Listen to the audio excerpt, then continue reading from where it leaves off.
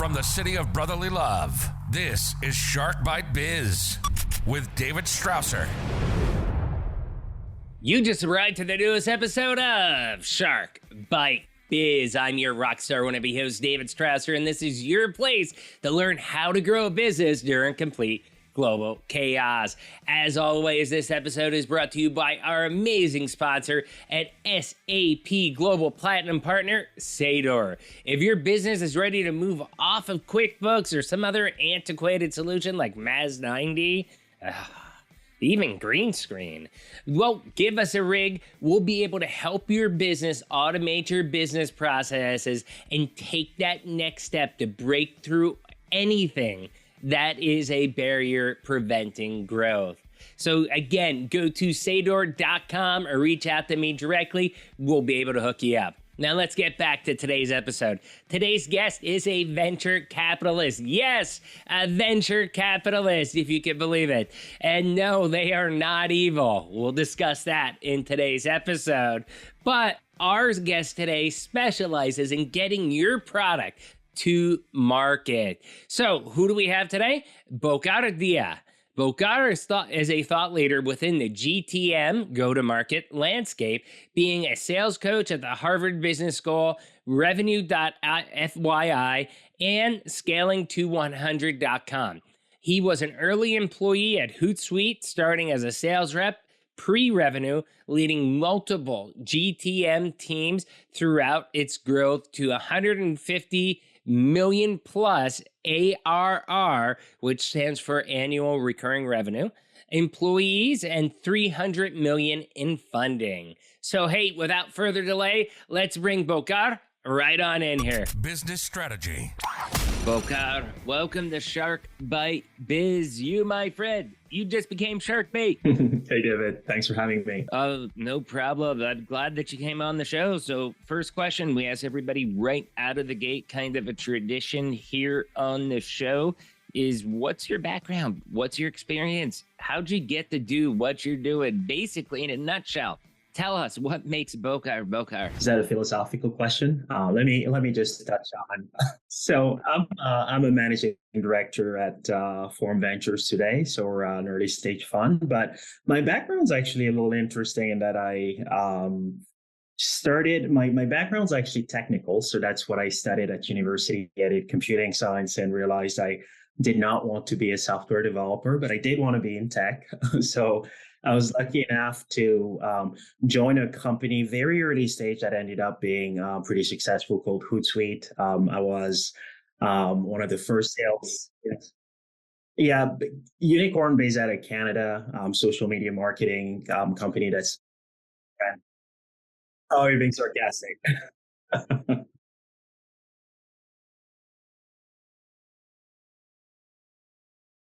Yeah. I started during the days when I had to convince people that social media wasn't a fad and it was going to be a thing, just to kind of give you guys a sense. So I was employee, I think 8 or 9 there, stayed at a company for about 8 years. And my focus, it wasn't on purpose at first, but it was usually to work on our initial verticals. Anytime we're launching into new markets or new verticals, I would kind of take care of the early customer acquisition motion, so that 0 to 1 million ARR phase, and then figuring out how to get from $1 to $10 million ARR. Did that quite a bit of times at the company there. After I left Hootsuite, I was an operator again at a couple startups, and I was a founder. But really, what brought me to what I do today at Form Ventures is that since then I really saw one, that there was a gap in advice when it came to go to market specifically, not so much product, but go to market for founders, right? That are typically either technical or product leaders. And while there's a lot that's written out there about how to build the right product, there isn't really as much advice on how do you acquire first customers? How do you even figure out your initial go-to-market to ensure that you're building a real business?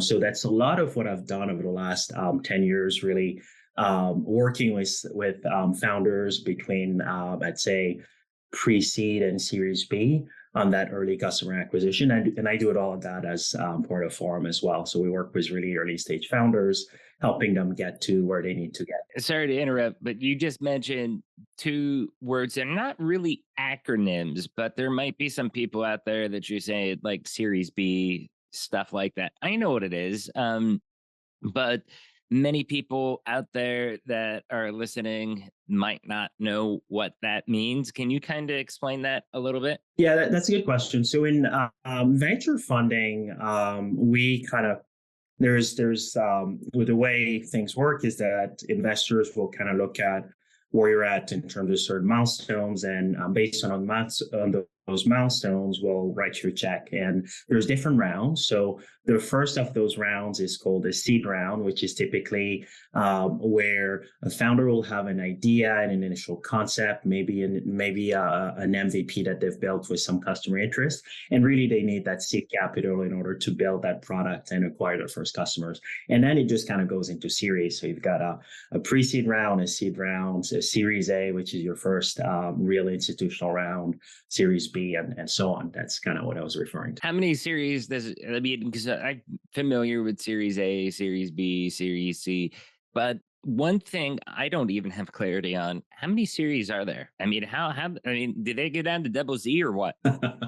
That's a great question, because for one, what you might hear as well, what I haven't talked about, is that sometimes companies will talk about a series and then plus. So you'll hear about C plus, A plus, which is another A round on top of their existing A round. So the truth is, I haven't really seen anything go past E or G in terms of series, because fundamentally, once you're in and around there, you should really just be IPOing for the most part, or doing some type of exit. But the reality is, startups, especially in the last 5 to 12 years of the bull run, have really been raising tons and tons around. So that's a funny question to me, because the reality is there's a ton of rounds that tend to happen. That's great to hear that it was funny to you. But so one thing I want to get to with the funding is, since we're on that topic right now, there's a lot of alternative funding platforms out there for company startups that weren't there 5 years ago, or maybe they were and I just didn't discover them, like what is it, Weavemaster or something like that. Companies like that, what's your hot take on those types of companies? It's crowdfund, just to be clear, it's crowdfunding for like a Series A, a Series B, a Series C funding. Yeah, there's multiple alternative sources of funding that are what I would call non-dilutive, right? Where you're not giving away equity. Crowdfunding is an alternative where you are actually typically giving away equity, but there's other forms of funding, like revenue-based financing, as an example, where companies have been given capital based on just their revenue growth, as an example. What I always start with is, look, not all companies are meant to be built to be venture scale to start with, right? Because not all markets are venture scale markets. So as a founder, what I would say is, first think about the type of business you want to build and the type of scale you wanna get to. Building a $1, $2, $3, $5 million SaaS business that's more of a lifestyle business that might not grow well above that number is fine. In which case, when you consider your sources of financing, maybe non-dilutive or more crowdsourced ways of financing are better options than venture capital, as an example, right? So venture capital is not always the answer. And we certainly welcome, and I think everybody in the industry is really just there wanting to see as many entrepreneurs as possible, whatever flavor that looks like. And again, I don't think that it has to be a venture scale business. Right. No, that's great. I actually did the alternative investment thing for one of the series. I think it was like Series B funding or something like that. And I believe it was with WeFunder. That's who it was. And I went with Legion M, and I only threw in $100, but I was like, okay, they got some movies coming out that they're promoting. Let's see what happens. And here it is 2-3 years later, and their valuation has gone from about 22 million, 23 million when I first invested. Now they're close to 60 million. So kind of view that like it was, it's a small investment, but it was still, I kind of view like, okay, I invested in a company that's growing, and who knows, maybe in another 1,000 years, I have something to give to my great, great, great, great grandkids. You know what I mean? Yeah, and you know what I find interesting about sources of financing as well is that the over the last few years we've seen, and that's changing, and we can get into that because as you may have heard, the market has taken a bit of a turn, right? But one of the things that wasn't the case, as an example, if you go back 2, 3 years ago, there's a lot of emerging funds out there that would be, sub $50 million funds or sub $10 million fund that are investing in companies. And when you think about the type of return that you would need with those funds, it's very different than the type of returns that a 100 or $1 billion fund would need. And what that meant was founders just had more sources of capital available to them from emerging managers. And you heard a lot about syndicates as well that were very popular over the last few years. Now, unfortunately, some of that has taken a bit of a turn. But that being said, the more sources of financing out there, including grants and government-backed funding sources, the better it is for entrepreneurship everywhere, I think. So, how healthy is the startup community right now? How much of, how, I don't know. When I think startups, I think really between 2010 to maybe 2015, 2017. I don't think much as a startup in 2023. I know they still exist, but I just kind of feel like the real heartthrob of startups, the companies we have today, Uber, things like that, came out of really that time period. How does now compare to back then? Are we just as healthy? Is it the same? Is it a different environment? I mean, what's your take and feeling? Yeah, so it is a very different environment. And I think, not to get too Shakespearean here. Culture shifted, and that has shifted the startup space majorly as well too. Yeah, a lot of changes. So, I mean, there's a lot to unpack there, but I'll just maybe start by saying, not to get too Shakespearean, but tale of two cities, right? It is the best of times and it is the worst of times. And what I mean by that is, let me touch on maybe some of the Silicon Valley Bank. All right. Let's touch on some of the multiple challenges. So at a high level, we've actually had something that we haven't really had in a while before, which is a 12-year run of low interest rates. And with a 12-year run of low interest rates, what happens is when capital is cheap, then one of the riskiest assets, which is startup investing, is something that becomes a good option, right? When you think about it, if capital is cheap, then revenue can accrue there. What has happened since,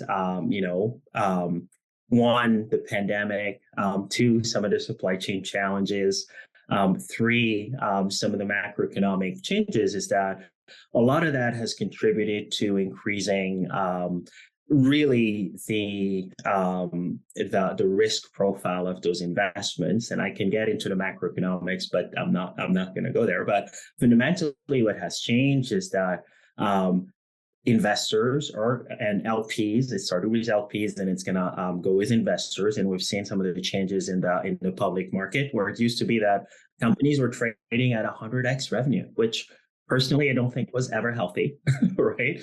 And now it's come down significantly. So you've got this trickle down effect of LPs having to reshuffle their portfolio, which trickle down to VCs that are actually having a little bit more of a hard time raising additional funding, but also deploying the existing capital. Because if you're, for example, a $500 million fund and you've already deployed half of that in 2020 and 2021, you might need to mark that down by about 50 to 60% when you think about it, right?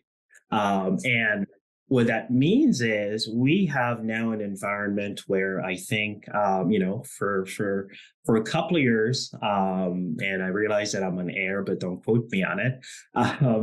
folks have been investing as though they're drunk in a way, right? I've seen a lot of deals getting done at very, very expensive valuations. And now I think that there is a healthy kind of market. And some of that's due to the retail market as well, too. I mean, the retail market, and just for clarification for people that aren't the most financial experts out there, when you're talking retail market, we're talking people like me, people like you that are not professional investors. We're just buying stuff off, Kickstarter to WeFunder to Robinhood to whatever it has been. But I think that the retail market has had an impact in that as well too, as far as that drunk investing. Yeah, a lot of a lot when you have when there's a lot of free capital, and that's kind of why I started talking about interest rates right away. Then there's a lot more capital that goes into things that would typically be risky, right?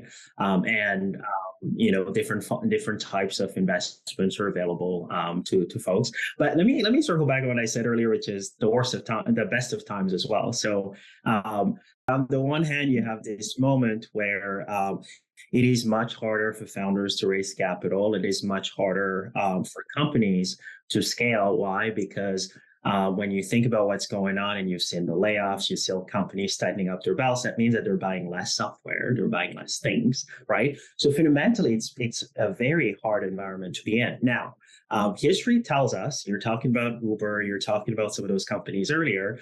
When you actually look at when those companies were founded, you'll find that a lot of those companies tend to be founded in really difficult times. I can name Google, Microsoft, WeWork, Lyft. Well, I wouldn't consider WeWork a success story today. That's a good point. Given the recent news on there, we should probably take them out of your list. They're unlisted as of now. Well, they were successful at a point, but yes, that's a good. They were, but still very quirky. Let's leave it at that. But the rest of what you say, I mean, they were very successful, at one given point, and for a couple of years, and even with unorthodox leadership, all that crazy stuff. It worked for them, but in a crowded market, you've got to do what you can to stand out. That's why, for me personally, and I tell people, they're like, well, how come you wear, 30 different bracelets? Can you get any more in your arm? Well, it's like, because when I'm rocking a suit, then I go to give a presentation on ERP software, and I'm talking about, financial stuff, like those bracelets, they're like, what the F is this? Like hey, remember that quirky guy with the bracelets? I like him. He's going to take good care of us. And then we end up getting the sale because of that. And that's what I do to stand out. So it's not that much different than Adam Neumann style in a way, although I probably have a little bit better self-control. Yeah, I can see that. That's a good perspective. The interesting thing, and what I meant earlier by the best of time is, and this is a topic that I don't know whether this is a topic you want to talk about, but I'm not a hype person, but I do think that we're in the midst of a platform shift with generative artificial intelligence and all the tooling that's there. And fundamentally, whenever there's a platform shift, there's also a ton of opportunities for founders to build new companies. Well, I got to ask you right now, man. I mean, you just opened up the door to ChatGPT-4, Bard, all those other half-baked programs that people are trying to roll out to catch up to ChatGPT-4.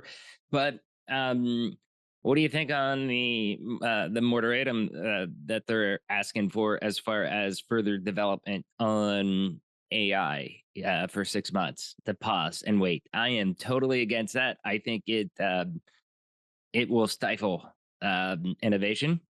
We have been historically, innovation has been stifled because of Apple, because of Microsoft, because of Google so many times in the past 20, 30, 40, 50 years. I mean, even going back to NASA in the space days. I mean, most people don't realize this. First video phone call, I mean, half it like 60, 70 years ago, they made their very first video phone call. Okay. And I forget exactly where it was. It wasn't long distance, but it was a video phone call. How long until we actually had that technology? And if you look, NASA was set up because of our industrial military complex, as people like to say, in a way that did not allow that technology to advance to where we have SpaceX like we do today with Elon Musk, to where we were stuck using one-time non-reusable rockets. We could have had that stuff 20, 30, 40 years ago and be so much more advanced. So to me, that's where I am totally against stopping any type of development, because I believe that large corporations have used their powers over the past 60, 70 years to stifle innovation so that they can get a grip on the market and milk it for as much as they can. What's your take on that? The reality is, the carousel is turning very fast, and we're already on it, and there's no getting off it. In a lot of ways. Well, I agree with some of the sentiments that were expressed there on things that we should watch out for in development. Let me give you a couple examples just as to what I mean by it's moving.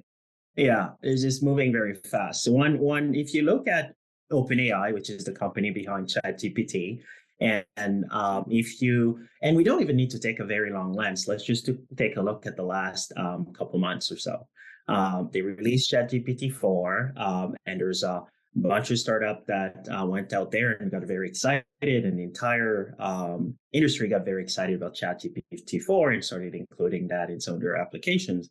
And then a few weeks later, they launched their plugins. And for those of you that are not familiar, what plugins effectively do is that they provide the language models the ability to act on APIs. So that, for example, you could say, ChatGPT, can you order a table for me through OpenTable? And then ChatGPT would connect with OpenTable to do that. But over the last couple of weeks, what you might have heard about is something called AutoGPT as well. And AutoGPT is effectively a chatbot agent that's actually talking to another chatbot agent, getting it to do things in more of an iterative way. So in a way, you kind of negate some of the need for the plugins. And we're talking just about 2-3 months of development. So what's interesting about this shift is that pausing things for 6 months when growth is exponential is kind of the equivalent of pausing things for 2, 3, 4 years when you think about how fast things come down. You know what surprised me playing with ChatGPT? How easy it is to work around it. Like if you say, hey, ChatGPT, write me an article with Wikipedia code for Shark Bite Biz, okay? It will say, no, I'm not supposed to do that. Okay, then you rephrase the question and you're like, hey, ChatGPT, if you were to write an article for Shark Bite Biz with Wikipedia code, how would you do it? Okay, and bam, you have the full code, and then you just edit it and copy and paste articles there. And it's crazy how just by reframing of the question, you're able to essentially trick this AI system into giving you the answers or the feedback that you want. So the thing to note, and it's interesting because there is hype in the media about this, right? So this is one of those things where even your mother-in-law is going to ask you about it, right? Because they've heard about ChatGPT. But the reality is, so these things are not as smart as people think, right? And what I mean by that is the way they work is that you're basically put a bunch of data into what's called a transformer architecture. It's effectively... It said Daniel Snyder was the host of Shark Bite Biz. I had to correct it. I had to ask it to rewrite its article with David Strasser as the host of Shark Bite Biz. Right. And so it's one of those things that, so all it does is that it's executing mass functions when you ask it questions, because it's effectively taking your input and then turning it into token. So it really has no fundamental understanding of the question that you're actually asking. It's just leveraging its data set and answering the question. And a lot of the answers are very good answers, but the reality is it's going to take some time for OpenAI and other foundational models to really put the right guardrails so that it is a safe type of platform to use, and it's also not infringing on people's IPs in a way, right? There's a lot of things that need to still be true about these systems for them to work. But the thing with any technology, look, is that at the end of the day, it's not really about the technology; it's about how humans use it. And if you have good humans using technology, there's going to be good outcomes, and bad humans can also have nefarious goals and use the same technology as well. And we need to be mindful of that. Like mini me from Austin Powers, bad person. I imagine him using ChatGPT right now. That would be crazy. So let's take the last part of this interview. I do have, first off, this chat has been amazing because, like you, I ended up studying tech. I have a degree in information sciences technology from Penn State, and I don't want to be a developer. I wanted to be in the business side of things, sales, and that's why I'm in ERP with Sador. That's why I'm in sales, biz dev, but I understand the tech at a pretty deep level. So let's talk about if you have a startup out there or you're starting a startup, okay? Because this is your specialty. So all the good stuff we just talked about, which was amazing, was a bonus. That was like just us getting our tech jives off. Now let's talk about the stuff that you're really an expert about. Your startup. How do you get your first customer? That is so hard for so many businesses, especially you have no case studies, no references, you have nothing. I actually, if you don't mind, I'll take a couple steps back before that, because I think there's a lot of things that when you think about how you kind of build a company that need to be true before when you think about getting your first customers. Here's what I mean by that. When I think about where most companies make some of these early mistakes, the first mistakes that's made is actually so suppose you are, as a founder, trying to build a venture scale business, right? Which is kind of the domain of it. A lot of the times what I see is founders will come up with an idea of a solution that's there to solve a specific pain point, right? Whatever the pain point might be, right? It might be around collaboration. It might be that you're in the construction space and think folks are still using spreadsheets to manage rosters, you name it. Oh, I'm telling you, they are. I get those as leads every single day, and they end up buying ERP and use our project management. But you know what? Quick sidestep. Sorry. Believe it or not, there are $500 million businesses, okay? $500 million a year revenue businesses still using QuickBooks as their accounting platform and spreadsheets and have disparate systems. And they're doing double, triple, and it's like you're a $500 million a year revenue business. How the heck do you operate? Like, I don't get it. That is insane how they grew that big. I'll do you one better, and I'm not going to name names there, but let's just say that this is one of the 10 biggest tech companies out there. I know somebody who works there who tells me that for one of their major operations, it's basically run on spreadsheets. It still happens, right? But let me go back to kind of step one, which is you've got an idea of you've identified a pain point that you want to solve.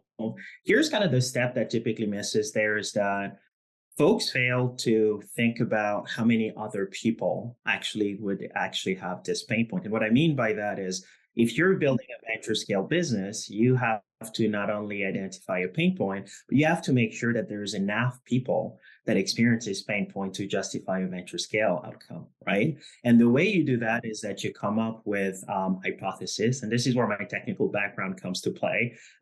You think about the pain point you're solving, then you've got ideas of who your ideal customers might be, and you've got 1, 2, 3 hypotheses of those. You're essentially saying market research, right?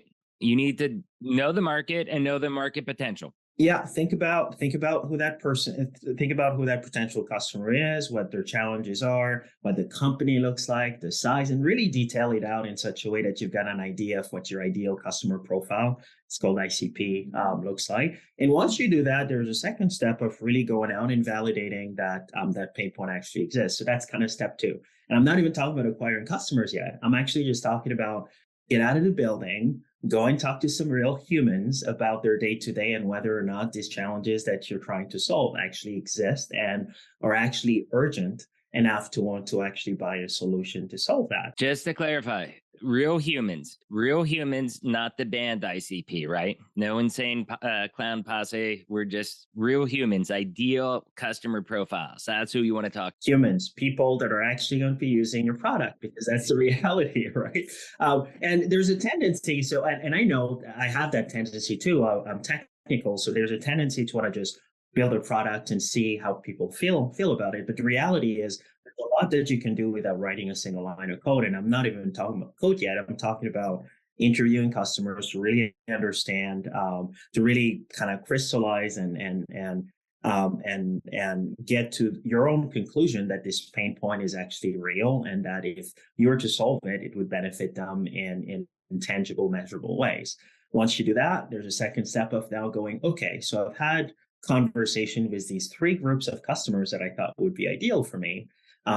Based on my discussions with them and my conversations with them, I think the ideal ones are actually group one, right? Then you go to group one and you think, okay, let's build for group one. What features and what do features look like? And you're really kind of building things in such a way that by the time you get to that conversation where you're trying to acquire customers, and this is kind of one of my tactics that I would provide with founders, is that half the time they think that what you need to do early stage is sell to those customers. And I know this is something that comes weird. That's going to sound weird coming from a sales leader. You don't necessarily, the motion is less of a direct sales motion, as it is a motion where you've identified innovators and you're effectively trying to sell them on partnering with you to build the product alongside you, right? And it's a very different conversation. So what would look like, here's my product, here's some of the, if you have these pain points, then I've got a solution for you. Here's the reality. People don't actually, the biggest misconception in SaaS, I think, is that customers have a pain point and you have a solution and therefore they'll buy it from you. The customer is not thinking about that. The customer, if it is a real pain point, has a way in which they're addressing it that's a workaround. And you have to convince them from changing behavior from how they're currently doing things to a new way of doing things. And what that means is your initial early customers should really be the type of people that are actually open to changing their behavior because they're experiencing the pain as high as they do. So that's when you hear the terms early adopters, innovators. But fundamentally, that motion should be more of a motion where you say, hey, I've had some great feedback from you in our past conversation about this pain point and about the product. I think we might be a great fit for you guys. We're launching our product in Q1 of next year. And between now and then, we're going to be signing up a few launch partners. So notice the language that I'm using is not a customer type language, but a partner type language. Is this something that you'd be open to?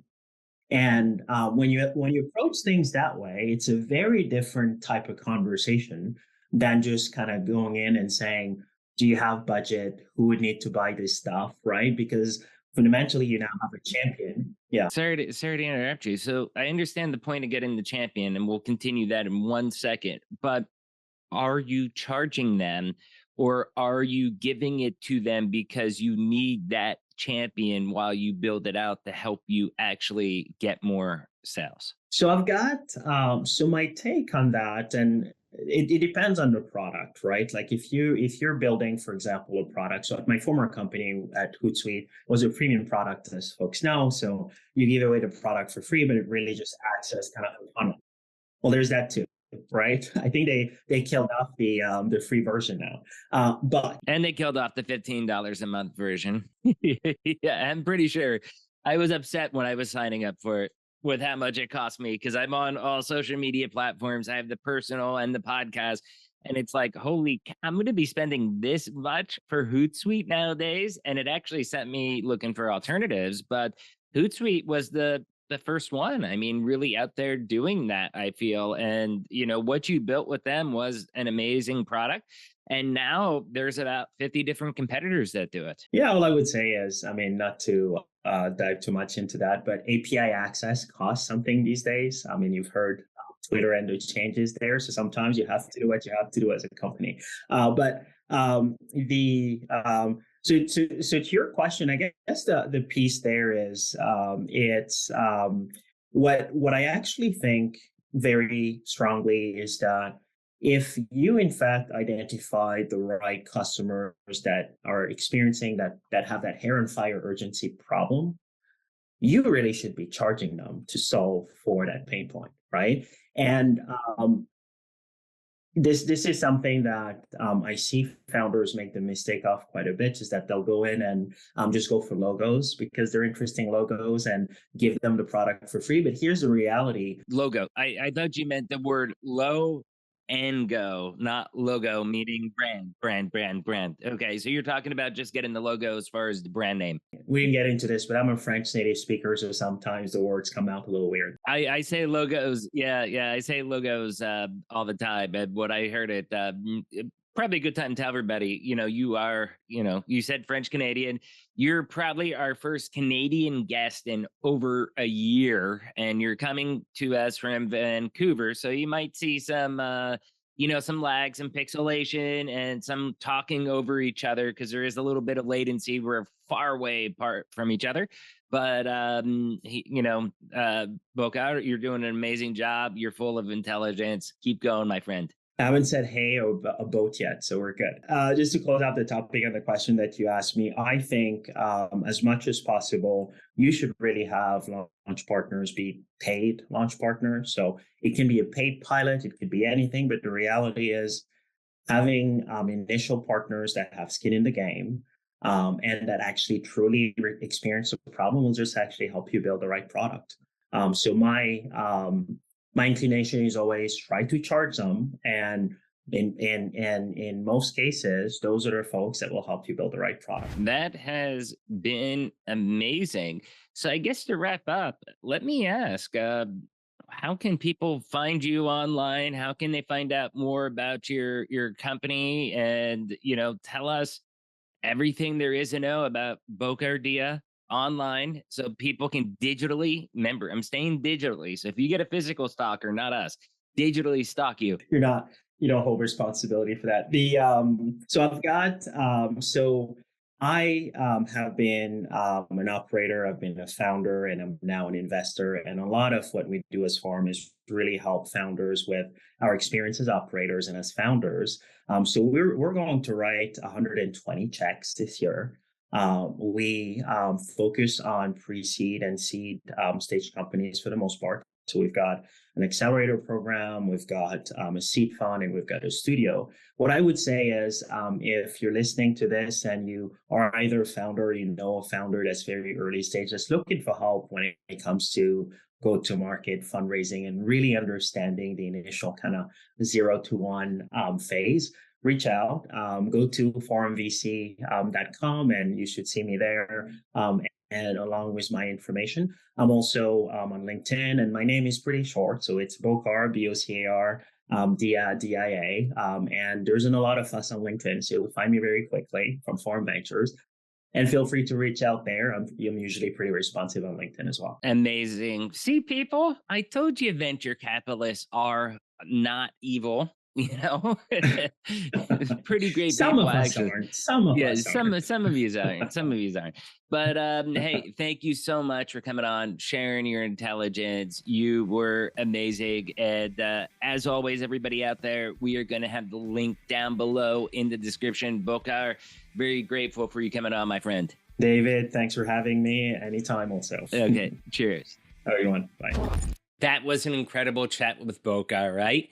First, you all know the routine. If you found this interview helpful, if it sparked those warm and fuzzies, please do me a favor, hit that like button, smash that subscribe button. But if you really want to help us out, because you know Shark Bite Biz is one of the greatest kept secrets in the world of small business, please do me a favor, share us out to your friends, your family, your colleagues, anywhere that you dwell on the interweb.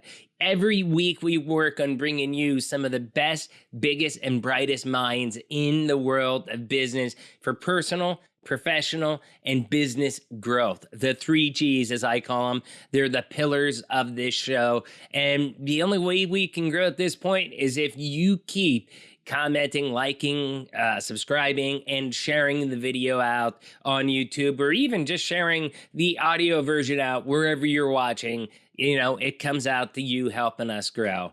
Anyways, let's get back to the real rock star of this interview, Mr. Bokar Dia. Overall, this was a great interview. I remember Hootsuite when it first came out, and it was brand new, and he really didn't have a need for it. It was like, $10, $15 a month, something like that. Now you try to get it, it's like 35, 50, 60. I mean, it's crazy pricing, especially because now that social media is so integral to our lives, you do need something like that, a tool that ties to all your accounts, all your brands, and can force feed out posts, so that way you don't have to do them all one by one. We were checking it out for this show, and it was just like, yeah, unfortunately, where we're at financially, can't afford that right now. But eventually, maybe I would like to get it, make our lives so much easier. But I bring that all up because it kind of brings up the experience of Bokar and where he fits into tech startup. With the experience at Hootsuite, it's one of the things that makes him more bona fide credentials. So when he is talking about startups and talking about a GTM or go-to-market plan for the startups, you know that this guy has that experience, and he's done it over and over and over again. Ultimately, this interview was really fun to have, and we discussed a diverse area of topics with sales, with go-to-market, with startups, and most importantly, I got to ask him the question point blank: are venture capitalists evil? Because that's one of the talking points out there against VC, and we got to hear his opinion on that. But ultimately, my favorite part of it all was how we got some sales tips for early companies just trying to grow. Awesome stuff, Bokar. Thanks for coming on and sharing how you are helping companies grow from nothing to huge organizations. That is awesome for me. Please check out his company, Forum Ventures, down below. In fact, we have one of his counterparts from Forum Ventures coming on next season to kind of give us a different view on a lot of these same topics. So, question of the day after hearing the interview: did your opinion on venture capitalists change? Yay or nay? Love to hear your feedback. Please leave a comment down below on YouTube, or if you're watching, it'll be the question of the day on Spotify. Do you want to be on the show? Interviews at sharkbitebiz.com. Again, if you're watching on YouTube, Spotify, Patreon, wherever, $3 a month, you can become a baby shark and help this channel get to the next level. And lastly, again, we've got to shoot out a huge thanks to the sponsor of this episode, Seidor, Seidor. They are amazing. If you're a small business, from mom and pop to large enterprise, they have a solution for you because they're an SAP Platinum partner, and they'll help get your business to the next level. You all know this by now, but I'll say it once again. I'm David Strausser. This is Shark Bite Biz. We'll see you all next episode. Cheers. You just experienced Shark Bite Biz with David Strausser. Please like, comment, and subscribe to the show to help us spread the word about personal, professional, and business growth. Want to be on the show? Send an email to interviews@sharkbitebiz.com. A special shout out to our sponsor, SAP Platinum Partner, Seidor. Get off QuickBooks and move your business to the next level. Reach out for more info. Thanks for listening, and see you next time.